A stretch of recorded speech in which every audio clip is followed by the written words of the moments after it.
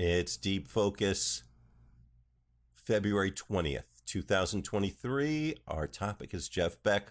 My guest is guitarist, sonic architect, Ben Tyree. Part 3 of 3. If you enjoy this show, you don't have to pay no money. But I want a little piece of your soul. And I'm going to ask you to provide it in the form of some likes or clicks, or tell a friend, or give us a thumbs up or 5 stars, or any way that you want to convey to someone. Put it out in the universe that you like this show. And I'll tell you why. It just makes all the difference. Right now, this is our little secret. I'd like some other people to find out if they want.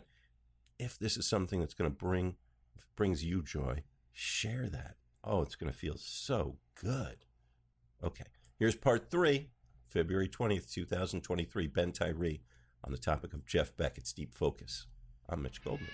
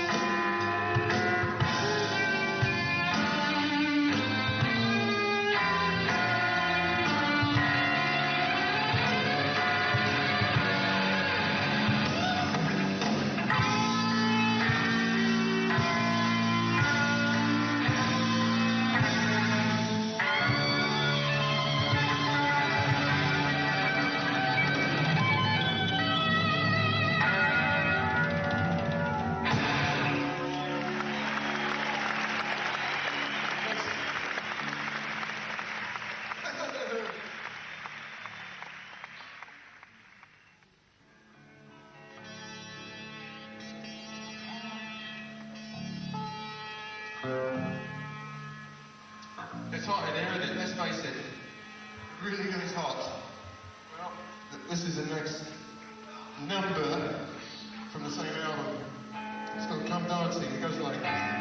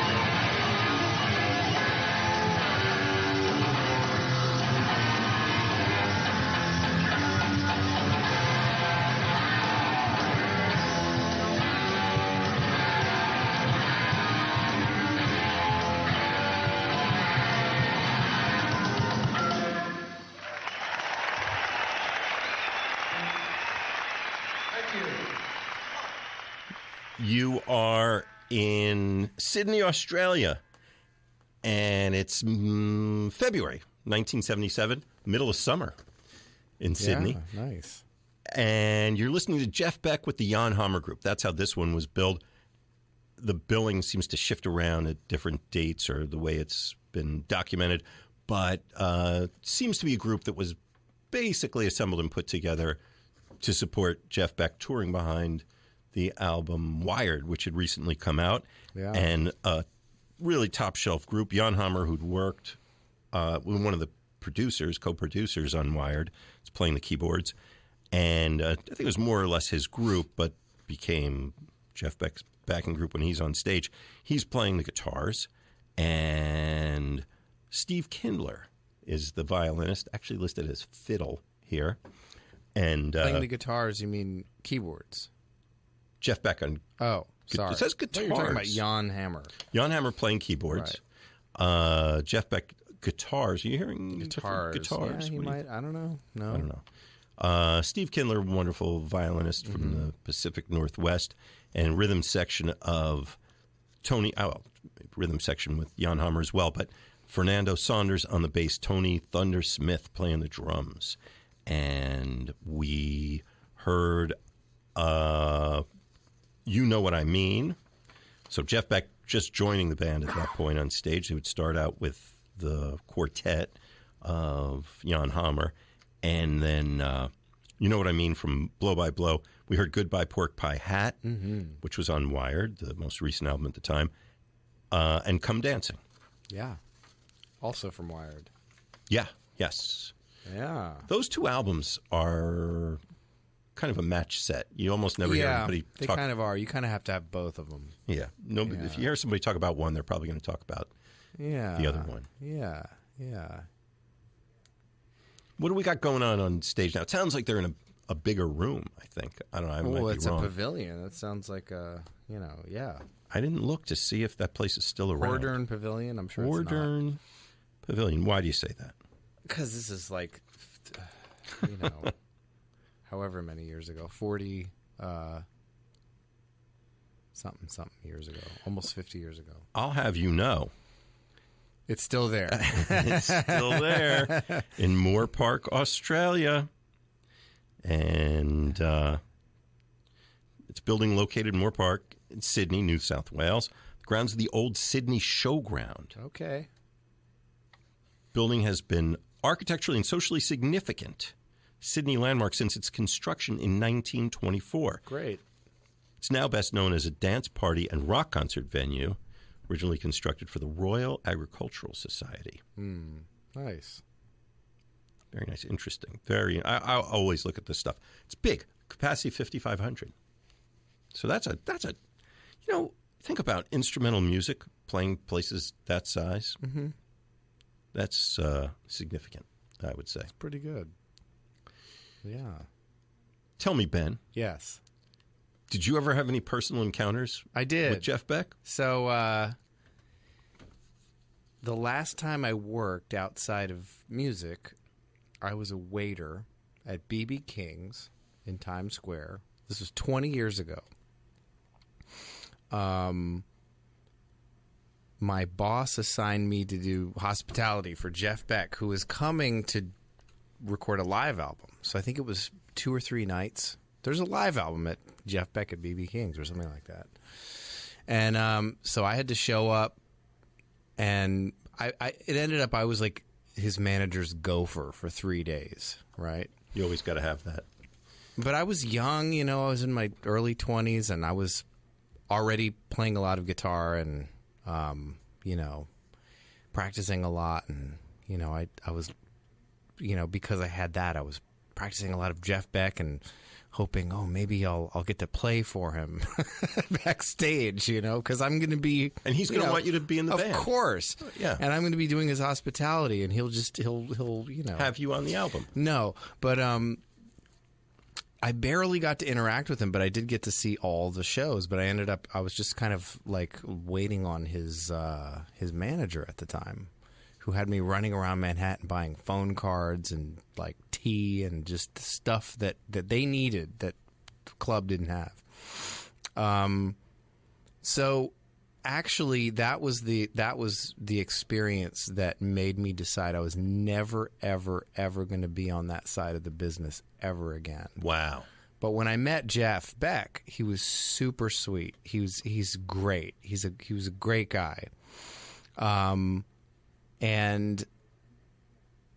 I almost got a picture with him, and the manager at the time, I don't remember his name, but he said no, and he rushed him out. And it was the last day. What a jerk. Yeah, I wasn't happy about that. Other people got pictures with him. I didn't get to get a picture with him. But I did meet him, and I got some of his tour pics, right? Oh, cool. And he didn't even use pics. No, he didn't. Actually, one of the sound people, I think it was that same run, got like a big novelty pic, and on it said Jeff Beck does not use pics. And that was, but mine just says it just has his name on it. That's much cooler. Yeah. So, and that was with I forget who was playing keyboards, but it was like a keyboard drum guitar trio. Yeah. More recent. I think it was Terry Bozzio was on yeah. drums. Yeah, and it was killer. It was unreal. So it was a brief meeting, but better than nothing. But you were, and it wasn't. Like you were kind of rubbing shoulders with him for a couple of days. Well, I think I might have gotten the chance to tell him, show my appreciation in some way, and he had this look on his face like he would have been down to have a coffee. Because I brought him coffee, and he just was hanging out and waiting for the show, and the manager at the time, it almost seemed like he served as like a buffer between this very precious. And I don't say that in a pejorative sense, but this very precious, creative being and the outside world, that he had to keep a sort of environment, an isolated environment. Well, that used to be my gig. With not a lot of external, Yeah. So yeah, I did see him a bunch before that and after that. So I saw him in 2019. I saw him a few times when he was touring with Santana. So this is like pre-Grammy Santana, and those were great. Yeah, those were always really great. But the last time I saw him, honestly, I feel like was the best. Really? Oh yeah, because he just was always fresh. He was just always, and I think because he never became. I think some people become a cliche of themselves. Absolutely. They become known for a certain thing, and then they just kind of do that thing, and they don't keep challenging themselves. They don't, audiences too. Yeah, it's very true. But I think he was always listening and curious. Yeah. I think it really comes down to curiosity. Yeah. He had just a never-ending curiosity. So it was always informing his playing, which then always sounded fresh and different.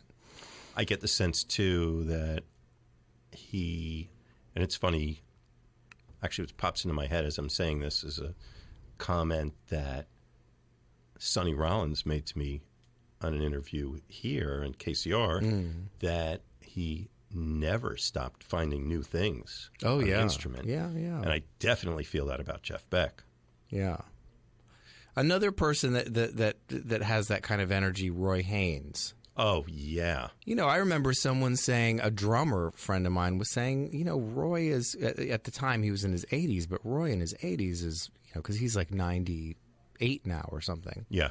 But Roy in his 80s sounds more modern than guys in their 30s, Yeah. And it's just, I don't know what that is. It's that, it's a type of thing that is really, really rare and special. There's a real crossover between Jeff Beck and Roy Haynes. I know exactly what you're talking about. And he's also kind of that, like, I made a reference earlier to Jeff Beck being the, like, eternal teenager, which isn't exactly the words I mean. But, you could call it the beginner mind, that, like, just openness and he had style. Yeah. He dressed to the times. Roy Haynes, too. Right? Same thing, yeah.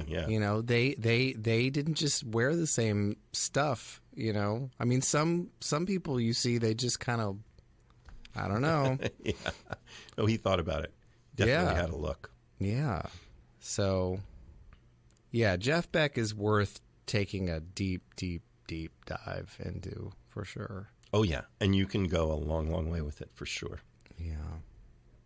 Well, we are in Sydney, Australia, and it's February of 1977. And we're at the Horton Pavilion. This is this tour. If you've been listening from the beginning of the show, you heard the tour that followed the album Blow by Blow. Next year, the album Wired comes out. This is the tour that followed Wired.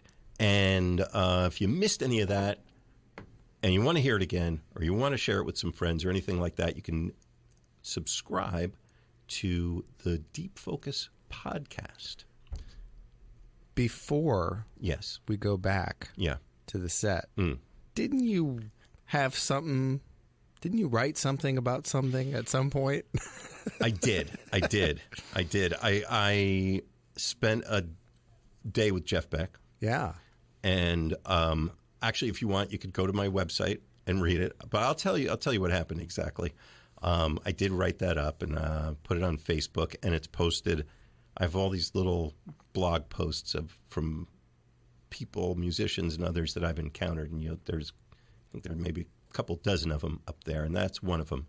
And but basically, so one of the gigs I used to do was talent manager for these big multi-artist events, a lot of television shows and that kind of thing. And this was a live event we did for years at Carnegie Hall. It was a rainforest benefit that Sting and his wife organized. And it was always this kind of cavalcade of stars backstage.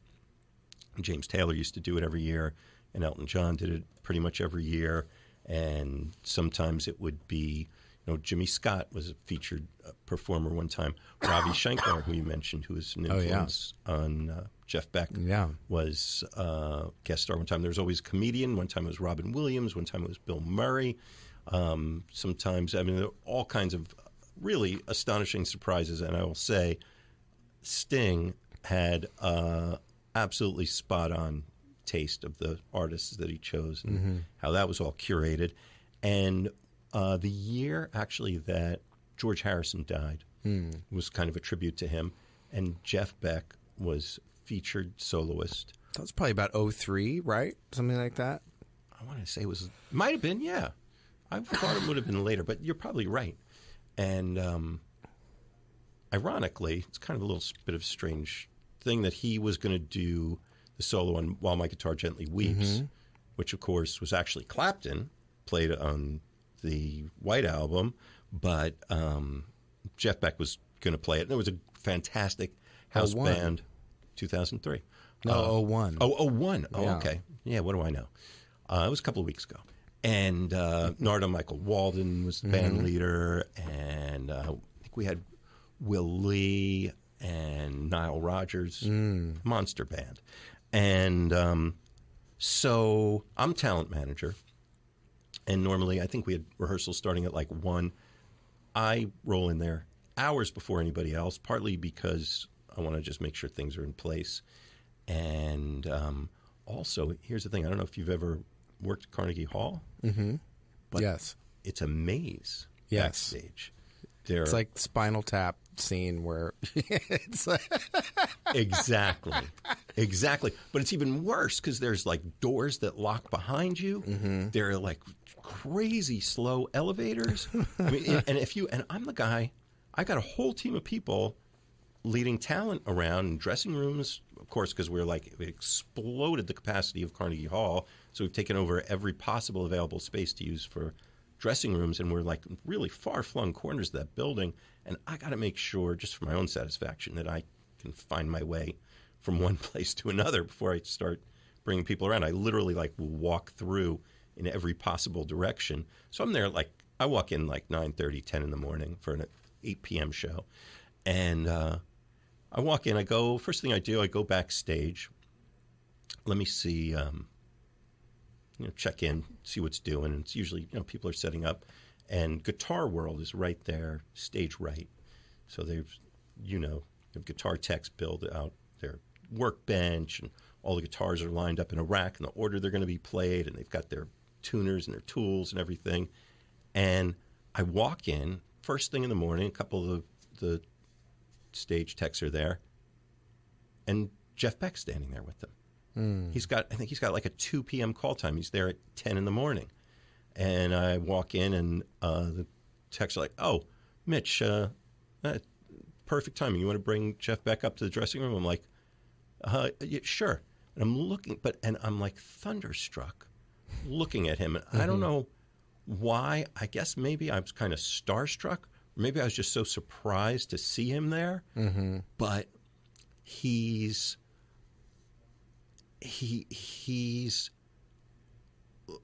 larger than life somehow, partly because he looks like a caricature of himself. I felt like I was looking at like him depicted in like, you know, like an episode of The Simpsons or something. Like he looks like he's such a perfect rock star looking guy. And the other thing that strikes me in this moment, he's, I think, a Spinal Tap, because he is Nigel Tufnell. Well, they based that character after him. I didn't know that. Yeah. I'm just looking at him, and I feel like I'm looking at Nigel Tufnell, and I'm like slack-jawed, and I'm just like, and I don't say anything. I'm just like, yeah, let me bring you up to the dressing room. So I'm just walking in the door. I haven't like gone through the house yet. And I'm like, yeah, come with me. And I walk around the corner right into a wall, a cinder block wall, backstage at Carnegie Hall. I completely went the wrong way. And Jeff Beck follows me, and now we're in this little alcove. The only way out is the way we just walked in, and we're surrounded by these like whitewashed walls on 3 sides. And I turn around like trying to not look like an idiot. I'm trying to think of something to say that like I know I really do know what I'm doing, and I've been here before.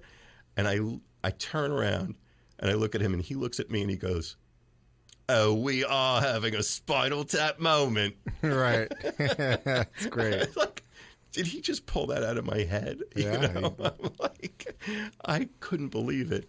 And we both just cracked up, and it just totally like broke all the tension. And he was just, you know, kind of, I felt like he was like saying to me in that moment, like, "I trust you." Yeah. You know, this is not a big deal. That was kind of funny, actually. And so I brought him up to the dressing room, and we're chatting, and there's nobody there. There's nobody on that whole floor. And so, you know, he basically ends up going back down to Guitar World, and he's happy as could be. And he basically, you know, I was thinking about it like, God, he's in New York, and, you know, Carnegie Hall, he could like have the run of the place if he wanted. He's happy just in this dark place at the side of the stage. Yeah. And his equipment, he was playing that like a seafoam green Strat. It was a Jeff Beck signature Strat off the shelf. That was actually his instrument. I mean, you would think a featured soloist in a concert at Carnegie Hall is going to have his own instrument and some beautiful case and a professional to set it up for him. Showed up by himself, and yep, here, get this standard issue. Someone went to Sam Ash and got the Jeff Beck guitar for Jeff Beck. Just about. Yes. He's wearing camouflage pants and a black T-shirt and a black vest, which he will wear on stage 10 hours, 12 hours from now, because he's closing the show. He hung out with us the whole day, ate the catering, vegetarian. He was just, and he's just being himself. He's one of the guys. He's totally happy to be around us and with us, and didn't ask for anything special. I mean, I've had people ask me for all kinds of stuff backstage. But when he went out on that stage that night,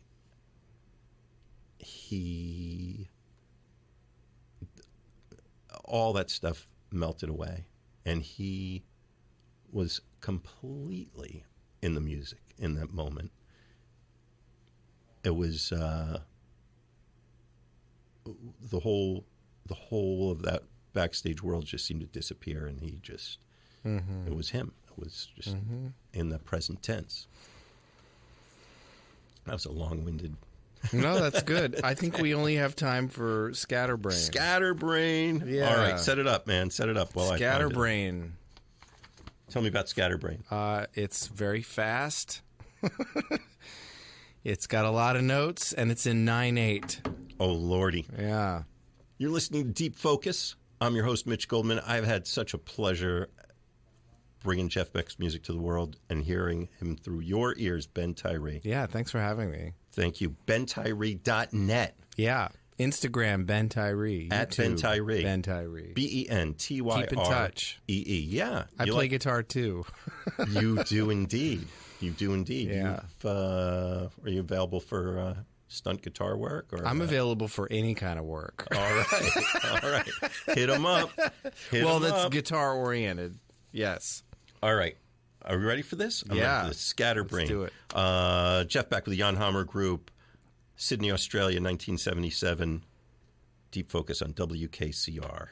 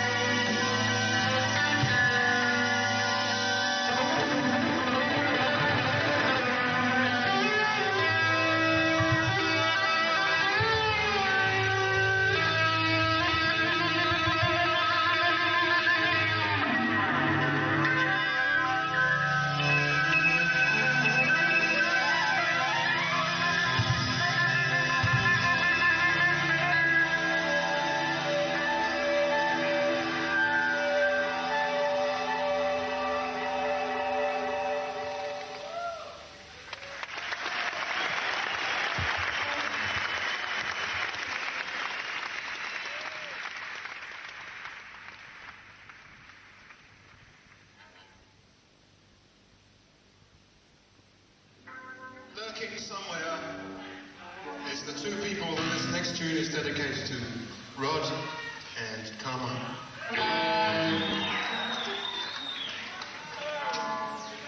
The Smith Brothers.